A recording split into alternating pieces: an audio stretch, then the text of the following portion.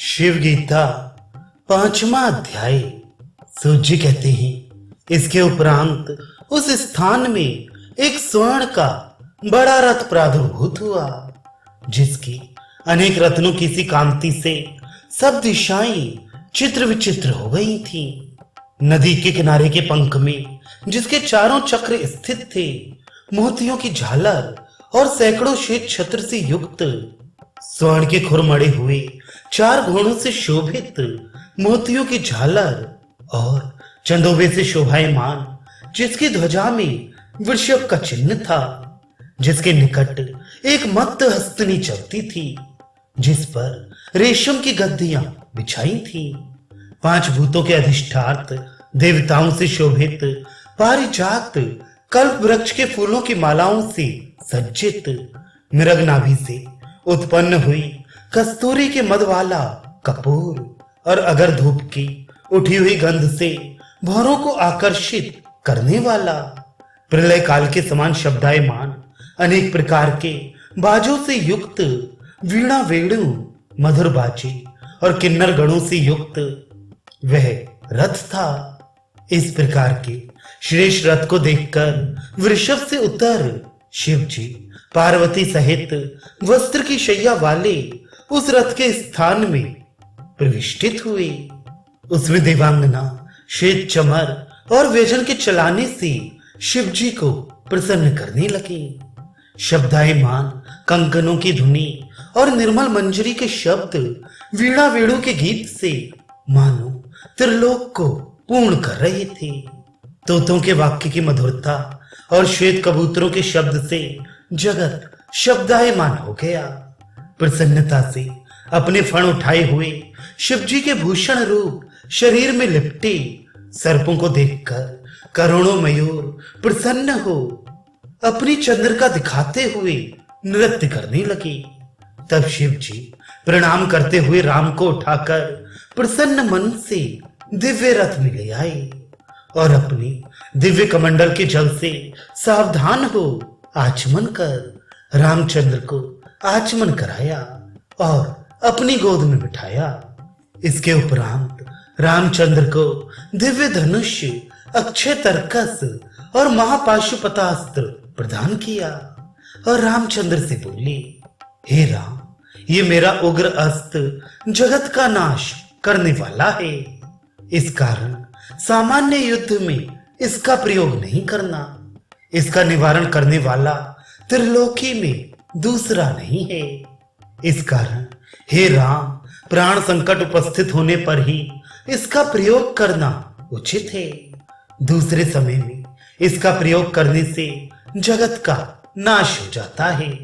फिर शिव जी देवताओं में श्रेष्ठ लोकपालों को बुला प्रसन्न मन हो बोले, रामचंद्र को सब कोई अपने अपने अस्त्र प्रदान करो। ये रामचंद्र उन अस्त्रों से रावण को मारेंगे, कारण कि मैंने उसको वर दिया है कि तू देवताओं से ना मरेगा।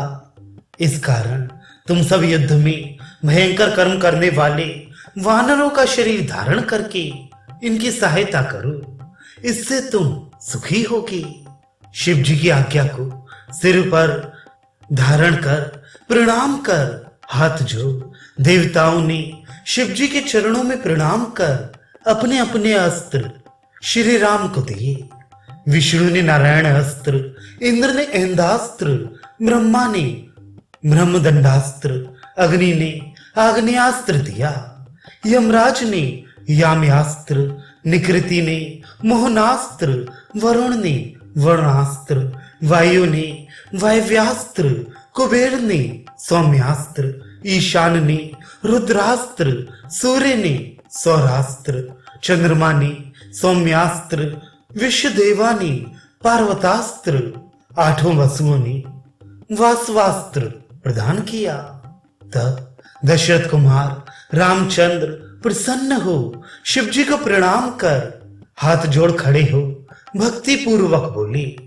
श्री रामचंद्र बोले, हे भगवान, मनुष्यों से तो 4 समुद्र उल्लंघन नहीं किया जाएगा और लंका दुर्ग देवता तथा दानवों को भी दुर्गम है और वहां करोड़ों बलि राक्षस रहते हैं। वे सब जितेंद्रिय, वेद पाठ करने में तत्पर और आपके भक्त हैं। अनेक प्रकार की माया जानने वाले बुद्धिमान अग्निहोत्री हैं। केवल मैं और भ्राता लक्ष्मण युद्ध में उनको कैसे जीत सकेंगे? शिव जी बोले, हे रामचंद्र, रावण और राक्षसों के मारने में विचार करने की कुछ आवश्यकता नहीं, कारण कि उसका काल आ गया है। वे देवता और ब्राह्मण का दुख देने रूपी अधर्म में प्रवृत्त हुआ है। सुहृत, इस कारण उसकी आयु और लक्ष्मी का भी क्षय हो गया है। उसने राजस्त्री जानकी जी की अवमानना की है। इस कारण तुम उसे सहज मार सकोगे, कारण कि वह इस समय मद्यपान में आसक्त रहता है। अधर्म में प्रीति करने वाला शत्रु भाग्य से ही प्राप्त होता है। जिसने वेद शास्त्र पढ़ा हो और सदा धर्म में प्रीति करता हो, वह विनाश काल आने पर धर्म का त्याग कर देता है। जो पापी सदा देवता, ब्राह्मण और ऋषियों को दुख देता है, उसका नाश स्वयं होता है। हे राम, किष्किंधा नामक नगर में देवताओं के अंश से बहुत से महाबली और दुर्जय वानर उत्पन्न हुए हैं। वे सब तुम्हारी सहायता करेंगे। उनके द्वारा तुम सागर पर सेतु बंधवाना, अनेक पर्वत लाकर वे वानर पुल बांधेंगे, उस पर सब वानर उतर जाएंगे। इस प्रकार रावण को उसके साथियों सहित मारकर वहां से अपनी प्रिया को ले आओ। जहां संग्राम में शस्त्र से ही जय प्राप्त होने की संभावना हो, वहां अस्त्रों का प्रयोग ना करना। और जिनके पास अस्त्र नहीं है अथवा थोड़े शस्त्र हैं तथा जो भाग रहे हैं, ऐसे पुरुषों के ऊपर दिव्यास्त्र का प्रयोग करने वाला स्वयं नष्ट हो जाता है। बहुत कहने से क्या लाभ? यह संसार जो मेरा ही उत्पन्न किया है, मैं ही इसका पालन और मैं ही इसका संहार करता हूं। मैं ही एक जगत की मृत्यु का भी मृत्यु स्वरूप हूं। हे राजन, मैं ही इस चराचर जगत का भक्षण करने वाला हूं। वे युद्ध दुर्मत सब राक्षस तो मेरे मुख में प्राप्त हो चुके हैं। तुम निमित्त मात्र होकर संग्राम में कीर्ति पाओगे।